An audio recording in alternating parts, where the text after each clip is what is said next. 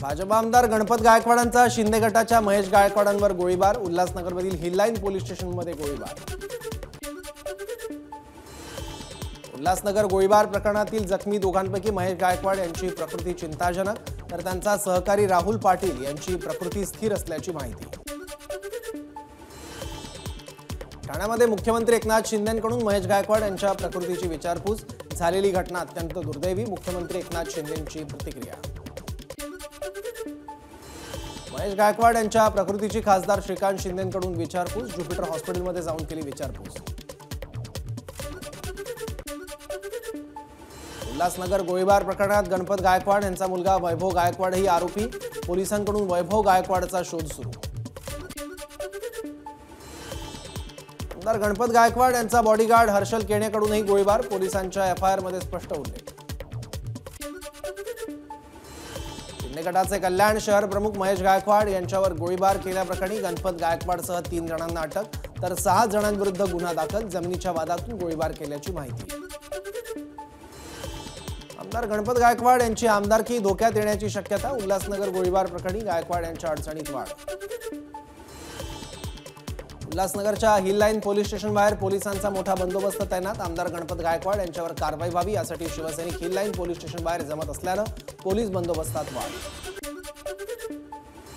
उल्हासनगर गोळीबार प्रकरणाची उच्चस्तरीय चौकशी। उपमुख्यमंत्री देवेंद्र फडणवीस यांची ग्वाही। लोकप्रतिनिधींनी अशा प्रकारे कायदा हातात घेणं चांगलं नाही, या संदर्भात फडणवीसांशी चर्चा करणार। उल्हासनगरमधील गोळीबारावर अजित पवारांची प्रतिक्रिया। समाजात दहशत निर्माण होईल असं वातावरण तयार होऊ नये। गणपत गायकवाड यांची चूक असेल तर त्यांच्यावर कारवाई होईल। उल्हासनगरमधील गोळीबार प्रकरणावरून भाजप प्रदेशाध्यक्ष चंद्रशेखर बावनकुळे यांची प्रतिक्रिया। राज्यात सत्तेचा गैरवापर केला जातोय। सरकार बघ्याची भूमिका घेत असेल तर राज्य कुठल्या दिशेने जात आहे? उल्हासनगरमधील गोळीबार प्रकरणावरून शरद पवारांचा सरकारवर निशाणा। उल्हासनगरमधील घटनेची चौकशी होणार, याबाबत परवा होणाऱ्या कॅबिनेट बैठकीत चर्चा होईल। मंत्री सुधीर मुनगंटीवार यांची माहिती। उल्हासनगरमध्ये झालेली गोळीबाराची घटना अत्यंत दुर्दैवी। आमदारांनीच पोलिसांसमोर गोळीबार करावा आणि तेही पोलीस स्टेशनमध्ये, हे अत्यंत गंभीर।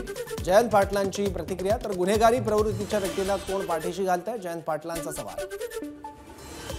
राजकीय वाद या स्तरावर येणं योग्य नाही। या घटनेचा पक्षाशी काही एक संबंध नाही, वैयक्तिक वादातून सगळा प्रकार। शिवसेना नेते नरेश म्हस्के यांची प्रतिक्रिया। महाराष्ट्रात गुंडाराज सुरू आहे। सत्तेत बसलेला पक्ष मस्तीनं वागत असेल तर ऍक्शन घेतली पाहिजे। उल्हासनगरमधील गोळीबारावर सुप्रिया सुळेंची प्रतिक्रिया। सत्तेत आहेत म्हणून गोळीबाराचा अधिकार कुणी दिला? पोलिसांसमोर गोळीबार होत असेल तर गृहमंत्र्यांनी राजीनामा द्यावा। सुप्रिया सुळेंची मागणी। गोळीबाराला मुख्यमंत्री शिंदे स्वतः जबाबदार। शिंदेंच्या राजवटीत गुंडांची पैदास सुरू। गोळीबार प्रकरणावरून खासदार संजय राऊतांची मुख्यमंत्र्यांवर टीका। फडणवीसांनी गोळ्या मारायला सांगितल्या का? गोळीबार प्रकरणात फडणवीसांचा काय संबंध? सुप्रिया सुळेंच्या टीकेला छगन भुजबळांचं उत्तर।